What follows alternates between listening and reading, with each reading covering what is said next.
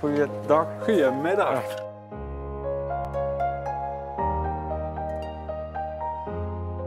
Zijn jullie erg geweest? Ja, toch wel. We zijn 2 keer met de koeien geëvacueerd. Het was een dijkdoorbraak. 's morgens vroeg stonden de koeien met de knie in het water. En de melkput waar we in staan voor te melken, ja, die stond helemaal onder water. Dus dat was onmogelijk. Ja, in 1993 heeft het zo hoog gestaan.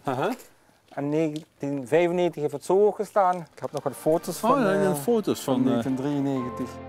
Maar was het angstig? Ja, toen was het toch een klein beetje paniek. Het was voor iedereen eigenlijk een verrassing. Ja. Hè? Ja, nou met de dijk had ik toch een veiliger gevoel.